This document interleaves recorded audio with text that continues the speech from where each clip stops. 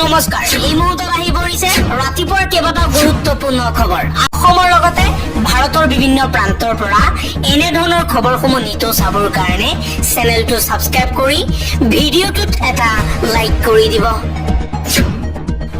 এই মুহূৰ্তত জনাই আছো এটা গুৰুত্বপূৰ্ণ খবৰ অবৈধ বেদখলকাৰীৰ ৰক্ষা নাই বনাঞ্চলত যদি মিয়া সোমাই আছে তেন্তে উচ্ছেদ হ'বই অসমৰ সকলো ভূমি বেদখল মুক্ত কৰা হ'ব উচ্ছেদৰ বাবে সাজু কৰা হৈছে আৰু ভালদৰেই উচ্ছেদ হ'ব শিলচৰত উপস্থিত হৈ ভূমি বেদখলকাৰীক লৈ মুখ্যমন্ত্ৰী হিমন্ত বিশ্ব শৰ্মাৰ ডাঙৰ ঘোষণা পৰৱৰ্তী খবৰ ৰাজ্যত বাঙালী ভাষাক লৈ চলি থকা চৰ্চাক লৈ সৰব মুখ্যমন্ত্ৰী হিমন্ত বিশ্ব শৰ্মা মুখ্যমন্ত্ৰী শৰ্মাই কৈছে বাঙালী ভাষা কেনেকৈ বাংলাদেশৰ ভাষা হ'ব পাৰে ৰবীন্দ্ৰনাথ ঠাকুৰ বাংলাদেশত আছিল নে পশ্চিম বংগত আছিল বাঙালী ভাষা ভাৰতৰ আটাইতকৈ গুৰুত্বপূৰ্ণ ভাষা বুলি মন্তব্য কৰিছে হিমন্ত বিশ্ব শৰ্মাই আন এটা খবৰ মিয়া মুছলমানৰ বিৰুদ্ধে অভিযান চলোৱা দল সংগঠনলৈ আহ্বান মিয়া খেদাৰ সময়ত বিভিন্ন দল সংগঠন ওলাই আহিছিল এতিয়া কিয় নিমাত হৈ আছে বীৰ লাচিত সেনা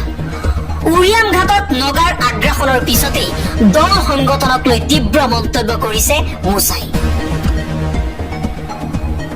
মুছাৰ নেতাই কৈছে মিয়াই খেতি কৰোঁতে সহ্য হোৱা নাছিল এতিয়া কিয় নিমাত হৈ আছে বীৰ লাচিত সেনা কিয় নিমাত হৈ আছে উজনি অসমৰ একাংশ দল সংগঠন অসমৰ খেতিৰ এতিয়া ভাগ লাগে নগাত পৰৱৰ্তী খবৰ বিটিআৰ নিৰ্বাচনৰ বাবে বিজেপিয়ে প্ৰকাশ কৰিছে প্ৰথমখন তালিকা 28টা সমষ্টিত প্ৰাৰ্থী প্ৰক্ষেপ কৰিছে বিজেপিয়ে এইবাৰ বিজেপিয়ে অকলেই বিটিআৰত নিৰ্বাচন খেলিব ইউপিপিএল বিপিএফক পৰাস্ত কৰি বিটিআৰ দখলৰ চেষ্টা বিজেপিৰ বিটিআৰ নিৰ্বাচনৰ বাবে দিলীপ শইকীয়াই প্ৰকাশ কৰিছে প্ৰথমখন তালিকা আন এটা খবৰ ভাৰতত বাংলাদেশী প্ৰৱেশ কৰাৰ বাবে 20,000কৈ টকা লৈ দালালে বাংলাদেশী যাতে অসমত সোমাব নোৱাৰে তাৰ বাবে ব্যৱস্থা গ্ৰহণ কৰা হৈছে ত্ৰিপুৰা ডাউকি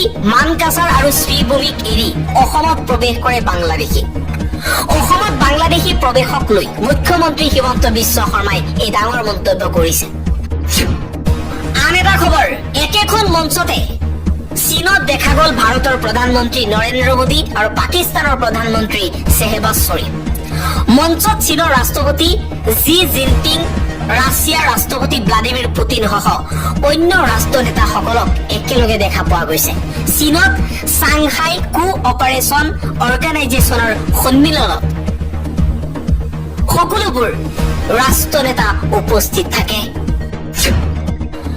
পৰৱৰ্তী খবৰ উপ ৰাষ্ট্ৰপতি নিৰ্বাচনৰ বাবে তৎপৰ বিজেপি 9 ছেপ্টেম্বৰত উপ ৰাষ্ট্ৰপতিৰ নিৰ্বাচন আৰু 8 ছেপ্টেম্বৰত নৈশ আহাৰৰ আয়োজন কৰিছে প্ৰধানমন্ত্ৰী মোদীয়ে এনডিএৰ সকলো সাংসদকে নৈশ আহাৰলৈ আহ্বান জনাইছে মোদী চৰকাৰে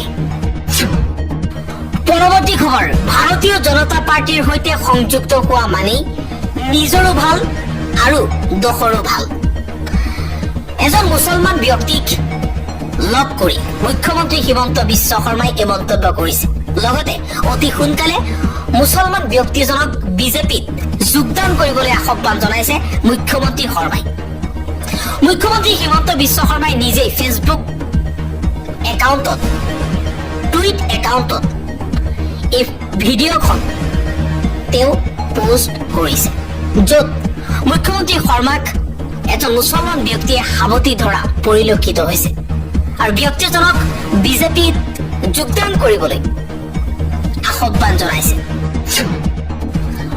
আন এটা খবৰ মোদী জিনপিঙৰ ঐতিহাসিক বৈঠকত 10টাকৈ ডাঙৰ সিদ্ধান্ত গ্ৰহণ কৰা হৈছে ভাৰত চীনৰ মাজত সম্পৰ্ক স্থাপন কৰিবলৈ 10টাকৈ ডাঙৰ সিদ্ধান্ত গ্ৰহণ কৰিছে ড্ৰেগন আৰু হাতী ঐক্যবদ্ধ হোৱাৰ ইংগিত ৰাষ্ট্ৰপতি শ্বি জিনপিঙৰ ভাৰতত বন্ধু আৰু ভাল প্ৰতিবেশী আখ্যা চীনৰ ৰাষ্ট্ৰপতিৰ কৈলাশ মানস সৰোবৰ যাত্ৰা পুনৰ আৰম্ভ পাৰস্পৰিক বিশ্বাস সন্মান সংবেদনশীলতাৰে আগুৱাই যোৱাৰ লক্ষ্য শীঘ্ৰেই আৰম্ভ হ'ব ভাৰত চীনৰ পোনপটীয়া বিমান সেৱা চীন ভাৰতৰ সহযোগিতাত লাভৱান হ'ব 280 কোটি জনতা। দীৰ্ঘম্যাদী সহযোগিতাৰে চীনৰ সৈতে কাম কৰাৰ লক্ষ্য প্ৰধানমন্ত্ৰী মোদী। সীমান্তত শান্তি আৰু স্থিৰতা অহাৰ কথাও উল্লেখ কৰিলে প্ৰধানমন্ত্ৰী মোদীয়ে। আমেৰিকাৰ ৰাষ্ট্ৰপতি ডোনাল্ড ট্ৰাম্পক প্ৰত্যাহ্বান জনাই ভাৰত চীনৰ মৈত্ৰী স্থাপনৰ পৰিকল্পনা বৈঠকত। বিশ্ব অৰ্থনীতিত বিকল্পৰ ব্যৱস্থাৰ ব্লু প্ৰিণ্ট মোদী আৰু চীনৰ ৰাষ্ট্ৰপতি জিনপিঙৰ। নিজে খণ্ডাত জালত পৰিছে ভাৰতীয় জনতা পাৰ্টি। সামাজিক মাধ্যমেৰে ৰাহুল গান্ধীৰ ছবি বিকৃত কৰিছিল বিজেপিয়ে। বৰ্তমান সামাজিক মাধ্যমত নতুন আকৰ্ষণ কংগ্ৰেছৰ যুৱৰাজ ৰাহুল গান্ধী। ভিউজ ফলোৱাৰ্ছৰ দৌৰত নৰেন্দ্ৰ মোদীক পিছত থৈ আগুৱাইছে ৰাহুল গান্ধী। ৰাহুল গান্ধীৰ প্ৰতি সামাজিক মাধ্যমত আকৰ্ষিত হৈছে ভাৰতৰ লাখ লাখ লোক। বিগত এমাহত কোটি কোটি লোকে চাইছে ৰাহুল গান্ধীৰ ভিডিঅ' ৰিলছ। দিনক দিনে জনপ্ৰিয়তা বৃদ্ধি পাই আছে পাপ্পু বুলি কোৱা ৰাহুল গান্ধীৰ। বিজেপিয়ে সদায় কংগ্ৰেছৰ যুৱৰাজ ৰাহুল গান্ধীক সজাইছিল পাপ্পু। ৰাহুল গান্ধীৰ কেইবাটাও ফটো বিকৃতিৰ ৰূপত প্ৰকাশ কৰিছিল ভাৰতীয় জনতা পাৰ্টি। আৰু পাপ্পু বুলি কোৱা সেই ৰাহুল গান্ধীৰ এতিয়া জনপ্ৰিয়তা প্ৰধানমন্ত্ৰী নৰেন্দ্ৰ মোদীতকৈও বৃদ্ধি পাইছে।